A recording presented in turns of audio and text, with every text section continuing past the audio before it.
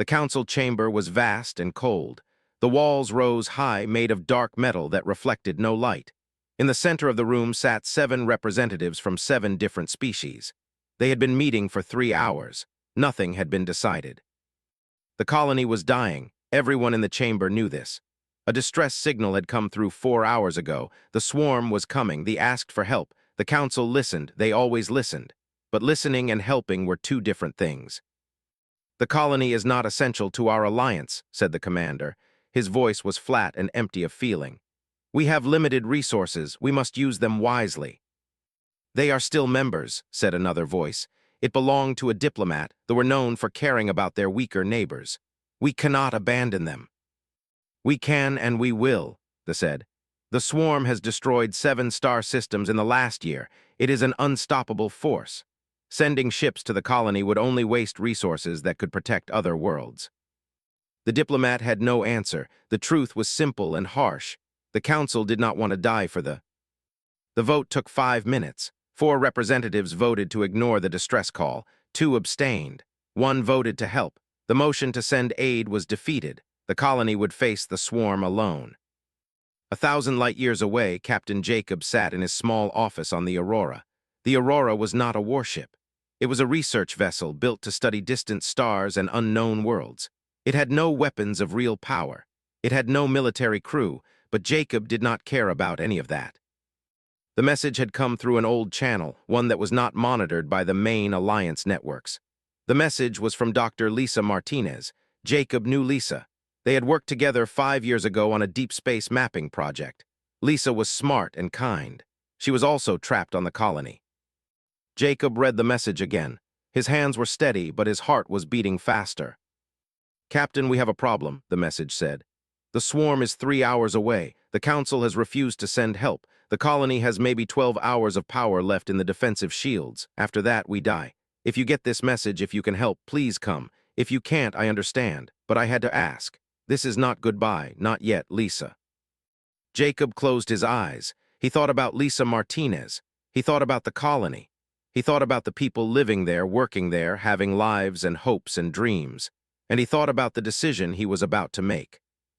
He opened his office door and walked into the main command center of the Aurora. The bridge was quiet. Only 3 people were working the night shift. Cross was there, standing near the navigation console. She was Jacob's first officer, and she had been with him for 7 years. She was good at her job. She was also the kind of person who would understand what Jacob was about to do. Jacob said, "I need you to plot a course to colony, full speed." Turned to face him. She did not ask questions. She had known Jacob long enough to know when he had made a final decision. Instead, she said, "How long will it take?" 18 hours, Jacob said. "The colony has 12 hours of power. We will arrive after the shields are down." "So we will be flying into an active assault," said. "Yes," Jacob said. "And we have no heavy weapons." "No," Jacob said. Nodded, she turned back to the navigation console and began entering coordinates. "I will wake the rest of the crew. We need to be ready when we arrive." Jacob said, "This is not an order. This is a choice. Anyone who wants to leave this ship can leave. No punishment, no shame. I will not force anyone to die with me." Looked at him, her face was calm and serious. "I am already dead, Captain. We all are. The only question is whether we die here in empty space doing nothing, or whether we die doing something that matters. I choose to matter, and I think the crew will too." Jacob nodded. He felt something heavy in his chest, but also something else, something that felt like purpose. Within an hour, the entire crew was awake and assembled in the briefing room. There were 42 people on the Aurora. Scientists, engineers, pilots, and support staff. Most of them had never been in a combat situation. All of them had chosen to be here. Jacob stood in front of them and told them the truth. The council had abandoned the colony. A swarm was heading toward it. Lisa Martinez was there, along with thousands of other people. The Aurora was going to try to help. It was probably a suicide mission. Everyone in the room could leave if they wanted to. No one left. "What can we do?" asked Hayes, one of the senior engineers. "We are not a warship. We cannot fight the—" "We can save people," Jacob said. "We can evacuate as many colonists as we can carry. We can buy them time. We can try." "Try at what?" asked. "The will destroy us." "Most likely, yes," Jacob said. But humans have always fought against impossible odds. We come from a world with earthquakes and storms and predators. We come from a species that builds shelters and makes weapons and works together. They are peaceful. The Council thinks they are weak. Maybe we can show them that some worlds fight differently. Maybe we can show them that some species do not calculate cost and benefit. Some species fight because it is right. Stepped forward. I will go, my crew will go. We will do what we can do. One by one, the others stepped forward too. Scientists and engineers and pilots, people who had never wanted to be soldiers, people who chose to stand anyway. The Aurora changed course. It accelerated to full speed. The engines hummed with effort. The ship that had been built to study distant stars was now racing toward danger. And in the quiet of the night, Jacob stood on the bridge and watched the stars move across and he thought about Lisa Martinez waiting in the darkness below, and he thought about the choice he had made, and he did not regret it. The Aurora dropped out of jump space 3 kilometers from the colony. What Jacob saw made his blood go cold. The swarm was already there. Thousands of them, small ships that looked like insects covered in a hard shell-like armor. They moved through space like a flood of locusts, striking the colony's defensive shield with relentless force. The shield was failing. Jacob could see sections of it flashing red, then going dark. Time until shields fail completely, Jacob said. At current impact rate, maybe 4 hours, said. Her voice was steady, but her hands were tight on the armrest of her chair. Maybe less. How many escape pods are in the colony? Jacob asked Hayes. Standard colony model has capacity for 500 people, said. The population is estimated at 2,000. Jacob closed his eyes for 1 second, then he opened them. Then we save 500 first and figure out the rest after that. Get me a direct line to the colony, priority frequency. The communication system crackled to life. For several seconds there was only static. Then a voice came through. It was Lisa Martinez. She sounded tired and scared, but her voice became stronger when she heard Jacob's name. Jacob, she said, you actually came. We are here, Jacob said. Lisa, I need to know the situation on the ground. How many people can you move to the evacuation zones? Most of them, Lisa said. We have been preparing for this since we got the Council's response. The problem is not getting them to the evacuation zones. The problem is that we only have enough pods for about 500. We have 2,000 people here. Jacob was quiet for a moment. Then he said, we will figure it out. First priority is getting those 500 to safety. Get them to the northern evacuation zone. We will have shuttles there in 5 minutes. There are more than 500, Lisa said. There are the children from the colony school, about 300 of them. They are in the central shelter below the main dome. They have not reached that far down yet, but they will soon.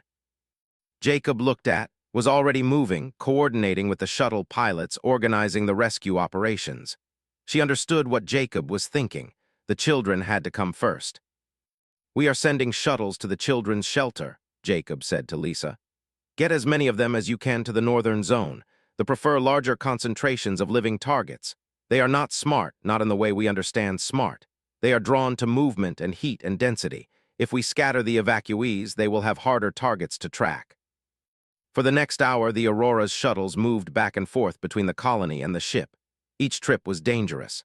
They did not understand the concept of evacuation shuttles. They attacked anything that moved. 3 shuttles were damaged. 2 sustained direct hits but managed to limp back to the Aurora with their cargo of evacuees. Jacob stood in the command center and watched the casualty count rise. 20 dead in the first shuttle strike.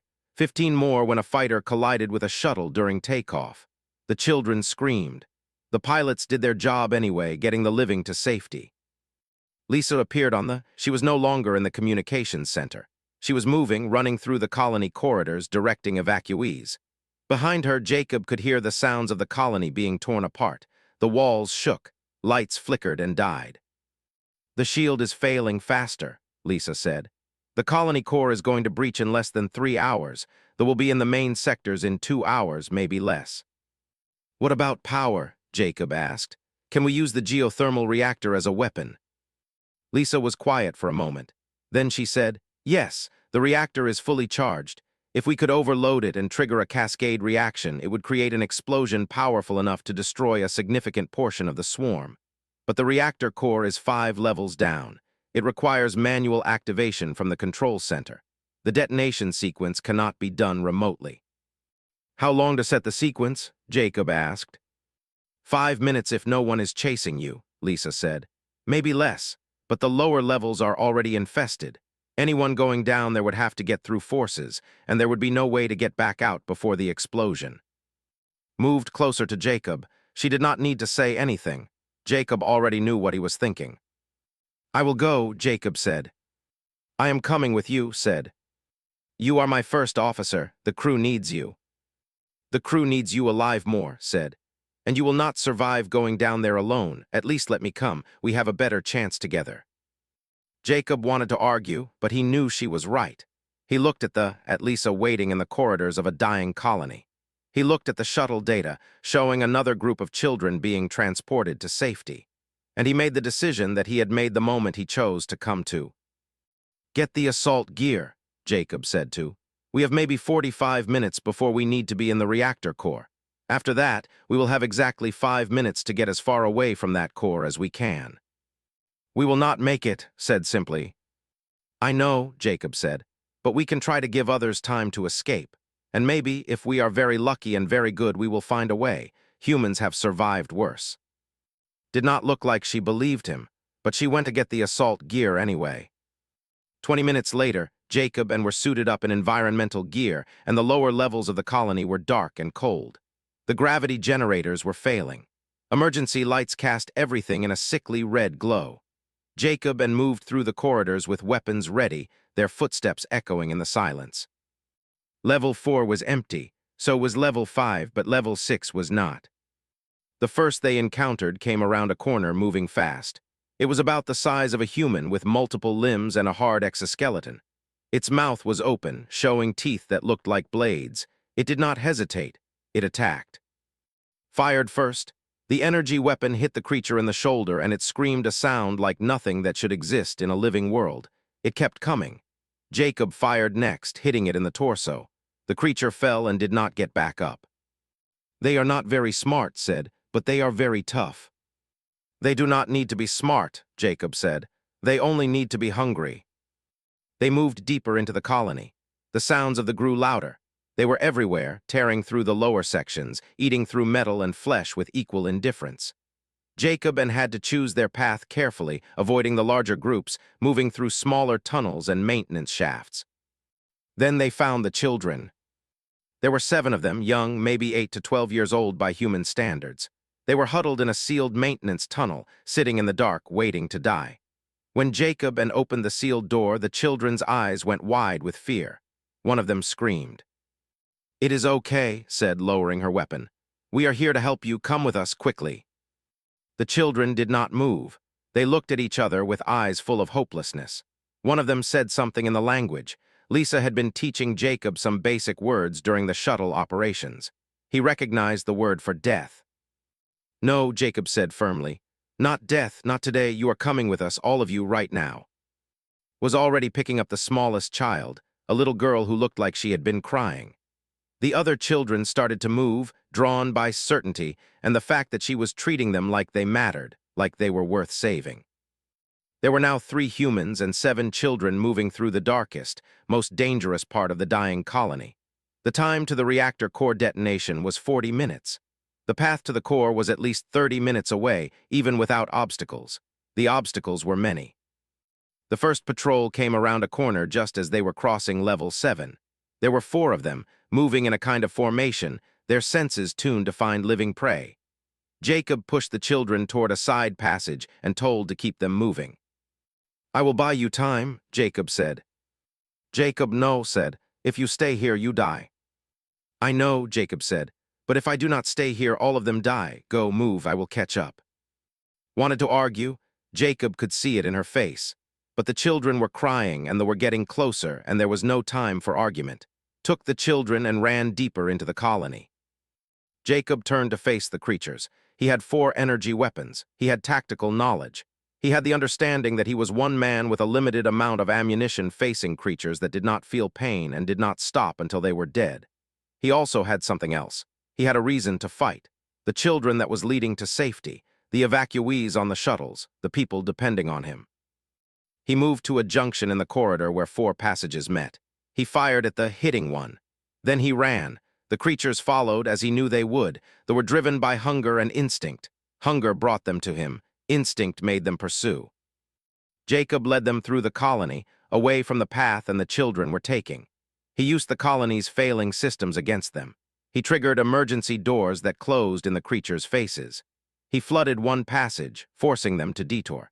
He set a series of small explosions that collapsed a corridor, separating the main group from a single pursuer. He killed that single creature by driving it into a steam vent and trapping it there. The heat killed it in seconds. It was the first thing that had worked without question. Everything else had been about buying time, about delay, about staying alive just long enough. Behind him, he could hear more. The sounds they made were horrible and constant. They did not get tired. They did not stop. They only got hungrier. Jacob moved like he had never moved before. He was not thinking anymore. He was just moving, just surviving, just pushing forward. His lungs burned. His muscles screamed. But his legs kept moving, and his weapon kept firing, and his mind kept calculating the fastest route to level 8, where the reactor core was waiting. He burst through a sealed door and found himself in a wide chamber. The geothermal reactor hummed in the center of the room. It was massive, taking up most of the chamber. Around it were control panels and monitoring systems. This was the heart of the colony's power. This was also the most heavily infested area Jacob had seen yet. They were everywhere. Jacob stopped moving. He looked at the reactor. He looked at the creatures. He looked at the timer on Jacob reached the control panel with seconds to spare. They were on him, but they were not fast enough. He was desperate. He was fighting not just for his own survival, but for everyone depending on him. The creatures found that humans could be surprisingly difficult to kill when they had a reason to keep breathing. He slammed his hand against the activation sequence. The reactor began to power down into overload status. Warning lights flooded the chamber. The control panel screamed with alerts. The reactor would detonate in exactly 10 minutes. Jacob said into the communication device, "The reactor is activated. You have 10 minutes to get away from the northern evacuation zone, full distance. Move now."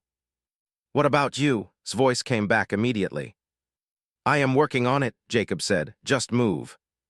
The secondary exit from the reactor chamber was clear. Jacob ran for it. They did not follow immediately. They were confused by the sounds coming from the reactor. Their instincts told them that danger was happening, but they did not understand what danger was. Jacob used those crucial seconds to gain distance. He moved through level 8 toward the main shaft that would take him back up to the exit point. His legs were burning. His lungs felt like they were full of fire. But he was still moving. He was still alive. Then they came again. They came in a wave, dozens of them, moving with terrible purpose. They had figured out that the human was the source of the danger. They would kill him, and maybe that would stop the danger from the reactor. Jacob made it to level 7. The main shaft was blocked by a collapsed section. He would have to take the secondary route. That route would take him through the middle levels, through the areas where Lisa had said the creatures were still feeding, still hunting. He took that route anyway. For 3 minutes, Jacob ran through corridors that looked like scenes from Nightmare. Were everywhere. They were feeding on what remained of the colony structures, on the bodies of those who had not made it out. Jacob did not have time to think about that. He did not have time to feel anything except the single driving need to survive. His voice came through his communication device again. "Captain, we have everyone from the evacuation zone. We are pulling back. All shuttles are moving to secondary positions." "Good," Jacob said. He did not have the breath for more words. "Captain, the Aurora is detecting massive power buildup from the reactor. You need to move faster." "I am aware," Jacob said.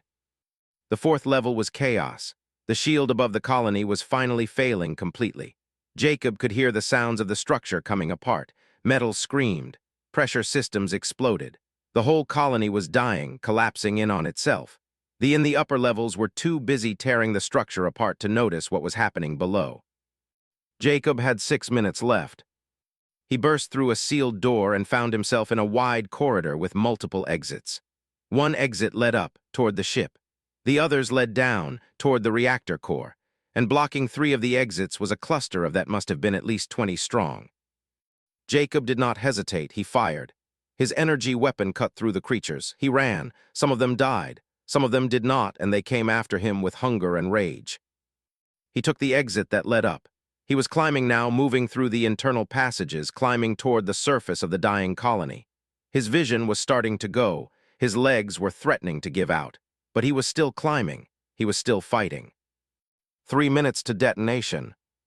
Jacob pulled himself through a ventilation shaft that he had used during his descent. The creatures could not follow him through the tight spaces. For a moment, he was alone in the darkness. For a moment, he was safe. But the reactor was counting down. The colony was falling apart around him, and there were still creatures blocking the main exit that would take him to the evacuation zone. 2 minutes. Jacob emerged from the ventilation shaft into the upper sections. The colony was almost completely dark now. He was navigating by memory and instinct. The ground beneath him was shaking. Dust was falling from the ceiling.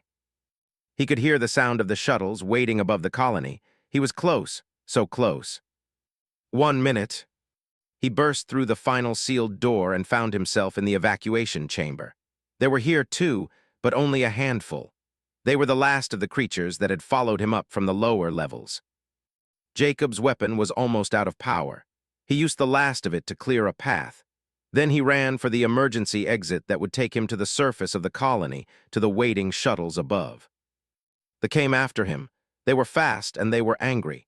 Jacob could feel them on his heels, could hear the sounds of their bodies moving through the air.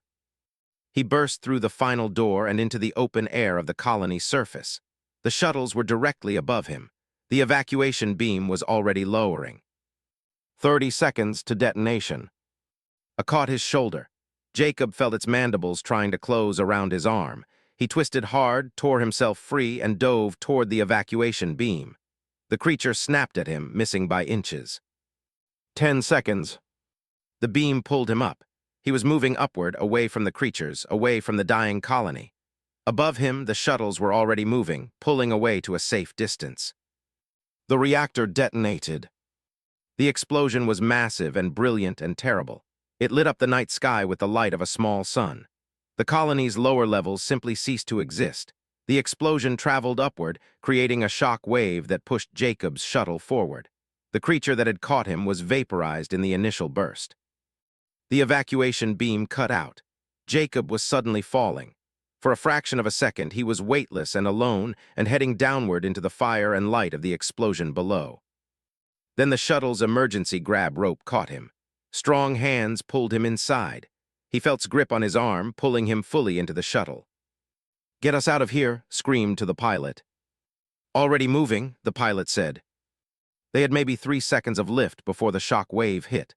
The shuttle shook with the impact, but it stayed in the air. The pilot pushed the engines to maximum. They accelerated away from the colony, away from the explosion, away from those that were still swarming in the areas not affected by the initial detonation. Jacob lay on the floor of the shuttle, breathing hard. His clothes were burned and torn. His skin was red from heat and impact. His arm hurt where the creature had caught him. But he was alive. Knelt beside him. "You made it," she said. Her voice sounded like she could not quite believe it. "You actually made it." Jacob looked at her. He looked at the 7 children sitting in the corner of the shuttle, safe and alive. He looked at the other evacuees who were watching him with expressions that mixed gratitude and disbelief. "How many?" Jacob asked. "How many did we save?" "All of them," said. "Every evacuee from the colony, every child, everyone who could be saved. We got them all out." The Aurora's bridge was alive with activity when Jacob arrived. His uniform was destroyed. His arm was wrapped in emergency bandages, but his eyes were clear and focused. The crew did not ask questions. They had learned by now that Jacob would walk through fire if it meant getting the job done. "Status," Jacob said, moving to the captain's chair. Hayes was still at the engineering station. He looked up with a grim expression. "The colony detonation worked better than we expected. At least 40% of the force was destroyed in the initial explosion. The rest are scattered and confused, but they are regrouping. We have maybe 15 minutes before they form a coordinated assault on the Aurora." "Are they heading toward us?" asked. "Not directly," said. "They seem to be gathering around the colony remains. They are still trying to process the detonation. Their hive mind is trying to understand what happened. We have a small window of opportunity." Jacob looked at the tactical display. The Aurora's sensors showed the surviving clearly. There were hundreds of them, maybe close to 1,000. The Aurora had weapons, but nothing powerful enough to match that kind of force. They could fight, but they would lose. They would all die. Unless someone was willing to do what Jacob had already planned for. "How many colonists are accounted for?" Jacob asked. 1,793, said. "Plus the 300 children, 2,300 people total. We have them all. Everyone is either on the Aurora or being transported on the rescue shuttles. And the shuttles are clear of the combat zone. Already jumping to the predetermined safe coordinates," confirmed. "They will be out of the system in 3 minutes. They will be safe."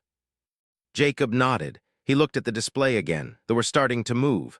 They were forming a pattern, starting to coordinate. In a few minutes, they would launch a full assault on the Aurora. The small research ship could not survive that kind of attack. But Jacob had prepared for this. Before they had left Earth, he had filled the Aurora with remote detonation charges. Small explosives hidden in the engine bay and the cargo holds in every major structural section of the ship. They were there for emergencies. This was an emergency. If Jacob detonated those charges at the right moment, it would destroy the Aurora. But it would also create a secondary explosion that would catch the forces as they closed in. It would buy the shuttles time to escape. It would buy the survivors time to reach safety. Jacob had known this from the beginning. He had accepted it. He had made peace with it. What he had not expected was that he would still be alive. "Get me the maintenance access records," Jacob said to one of the bridge operators. "I need to verify the detonation charges in the lower sections." The records came through. Jacob studied them carefully. The charges were set. They were armed. They were waiting for a signal. But then Jacob looked at the colony on the tactical display. The explosion had created a secondary effect. The debris was traveling at high velocity, spreading in all directions. The pattern of the debris was creating a barrier between the Aurora and the main forces. Jacob ran the calculation in his head. If the Aurora moved precisely, if the trajectory was calculated correctly, the debris field would shield the ship from the initial assault. They would have to go around it or through it. That would delay them by precious minutes. Jacob said, "Calculate a course that uses the debris field as cover. I want the Aurora to move in a pattern that keeps the debris between us and the forces for as long as possible." "That is a narrow path," said. "One error and we are torn apart by the debris." "I know," Jacob said. "Can you do it?" His hands were already moving across the navigation console. "I can do it. It will be close. It will be dangerous, but I can do it." "Do it," Jacob said. The Aurora moved. The maneuver was precise and daring, guided the ship through the debris field with a skill that made the entire bridge crew hold their breath. Pieces of the colony passed within meters of the hull. Alarms screamed, but the ship held together. They pursued, but they were slower. They were not designed for delicate maneuvers. They were designed for pure force and consumption. They could not navigate the debris field the way the Aurora could. They had to go around. The minutes that they gained became hours. The shuttles completed their jump to safety. The evacuees were out of danger. The colony's survivors were going to live. And Jacob realized something that surprised him. He was going to live too. The detonation charges remained armed. The Aurora's engines continued to push the ship toward the outer system. The confused and disorganized began to lose interest in the chase. The colony was destroyed. The hive mind wanted to move on to easier prey. 3 days later, the Aurora received a message from the Council. They demanded an explanation for the loss of a research vessel in a restricted zone. The message made no sense to Jacob. The Aurora was intact. It was damaged, but it was intact. Then explained. A report had come through, not from the Council, but from They had reported the destruction of their colony. The Council had assumed that the Aurora had been destroyed as well. But the Aurora had survived. The crew had survived. The evacuees had survived. More than 2,000 lives had been saved by a single research ship and 42 people who had chosen to try when everyone else had said it was impossible. 3 weeks later, the Council convened a special session. They presented their account of the rescue. They described the humans who had come when the galaxy's ancient alliance had turned them away. They described humans who had walked into the darkness and brought light. They described humans who had saved their children, their elderly, their weak, and their helpless. The Council listened. For the first time, the Council seemed to understand that humanity was something different than they had thought. Humans did not calculate the cost of saving others. Humans did not demand payment or compensation. Humans looked at someone in danger and simply chose to help. One of the representatives, the one who had voted to abandon the colony, made a public statement. He said that humanity had shown a form of strength that the galaxy had not seen in 10,000 years. It was not the strength of weapons or ships or ancient technology. It was the strength of caring. It was the strength of choosing to risk everything for those who needed help. Months later, Jacob received a message from Lisa Martinez. She was helping to establish a new human settlement on the colony. The humans were rebuilding together. The settlement was being called New Providence because that was what the rescue had been. It had been Providence. It had been grace. It had been the moment when the universe's understanding of what humanity was changed forever. Jacob read the message in his captain's quarters on the Aurora, came in and found him there. "The shuttles are and ready," said.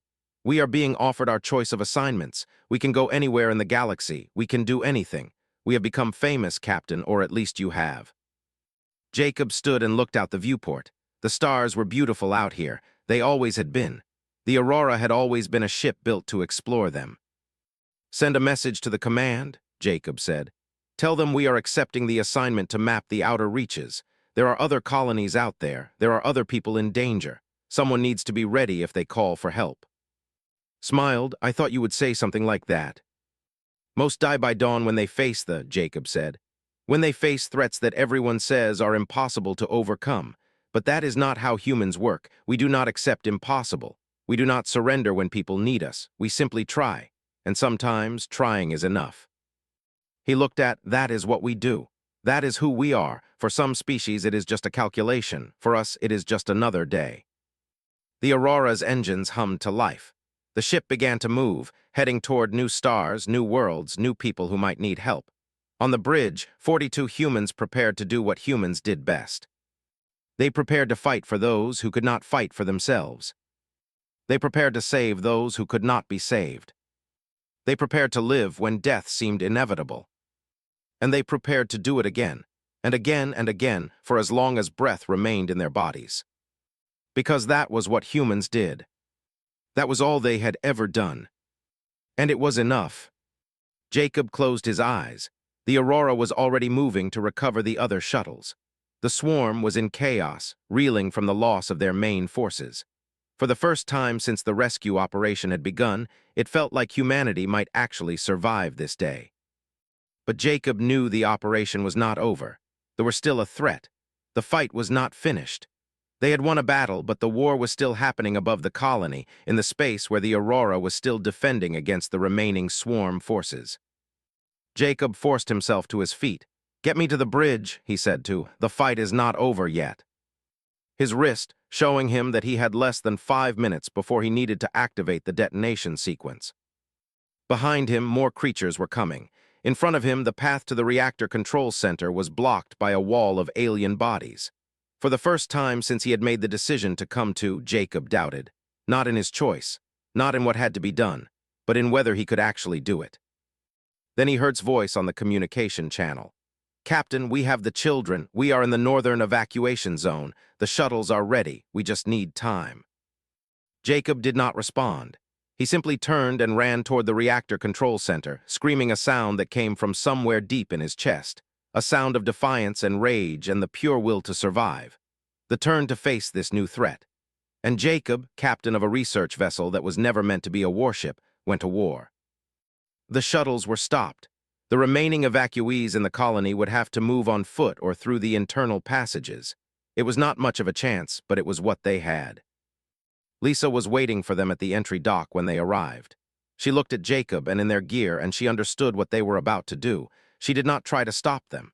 Instead, she said, "There are children in the maintenance tunnels on level 3. We tried to get them out, but the creatures came too fast. If you are going down anyway, maybe you can bring them with you." Jacob nodded. He did not make any promises he could not keep, but he understood what Lisa was asking. She was asking them to save her people, even if it cost them everything.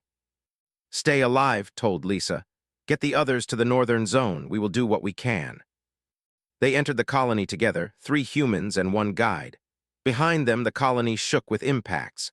Above them, the shield was dying, and below them, in the darkness of the lower levels, the waited like hunger itself. The swarm did not know that the aurora was coming. They knew nothing except hunger. They moved through space like a wave of death, consuming everything in their path. And on the small human ship, 42 people prepared for a battle that most of them would not survive.